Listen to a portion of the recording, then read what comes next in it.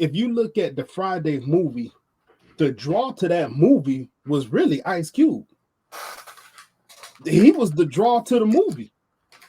It wasn't until next Friday where people was like, man, I gotta go back and I want to see Pops. People were expecting Smokey, but then he brought Mike Epps on. And then he had a little bit of star power in it with Don DC Curry. But if you look at those Friday movies, the draw to those movies was really Ice Cube. Everybody else was being put on.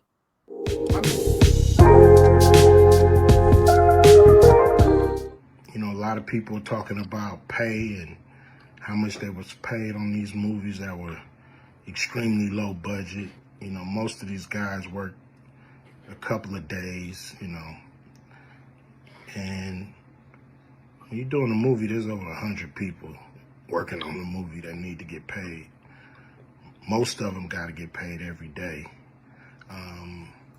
And there's pre-production and post-production. Even after you finish with the actors, you got to pay editors and sound people. And my movies are all about quality, so most of the money go up on the screen.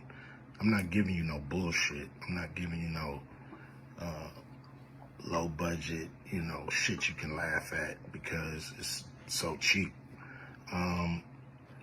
So, you know, we try to put all the money on the screen.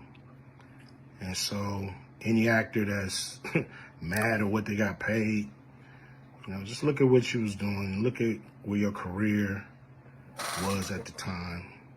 Don't do that. Take a look at where it is now.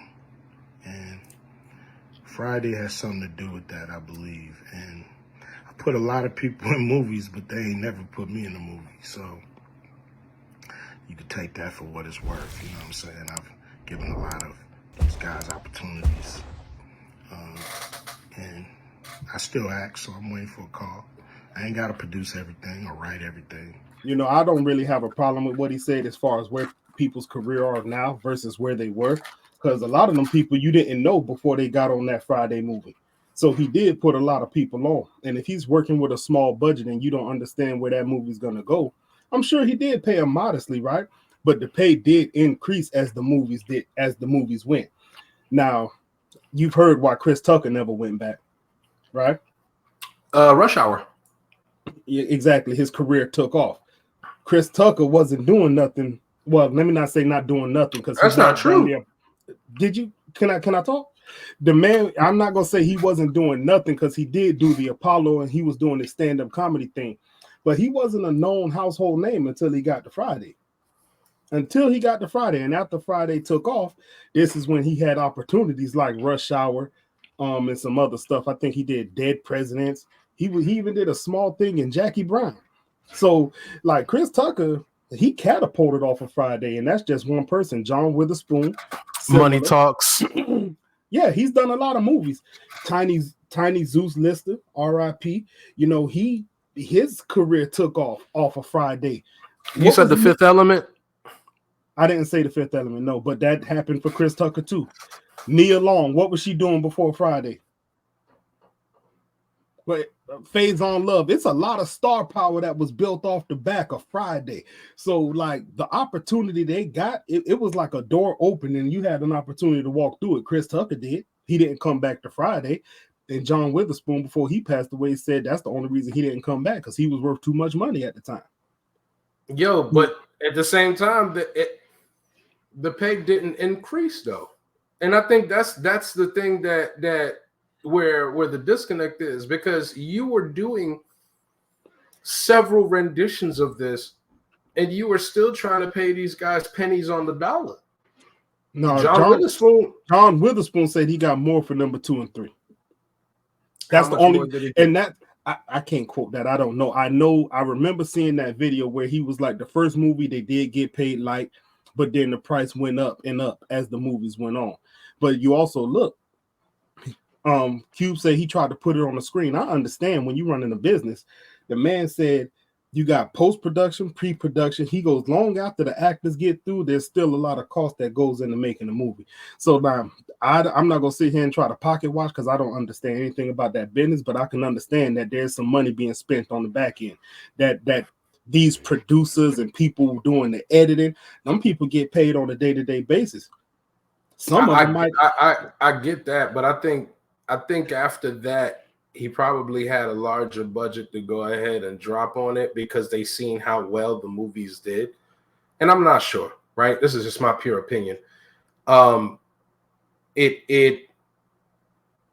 don't know that putting it in the screen is a good enough excuse for me because he's not the only person that makes a movie, and everybody else has the ability to go ahead and make a movie and pay the people somewhat accordingly.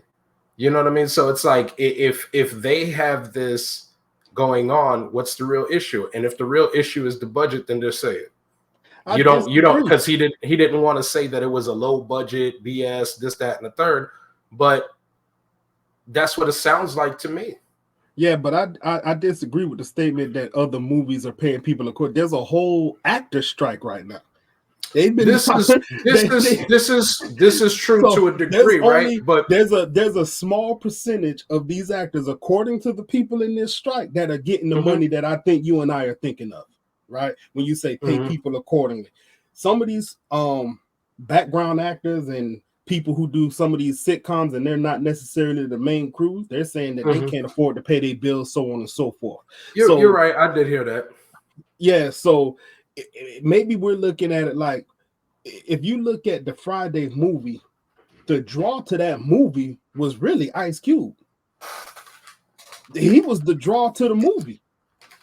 It wasn't until next Friday where people was like, man, I gotta go back and I want to see Pops.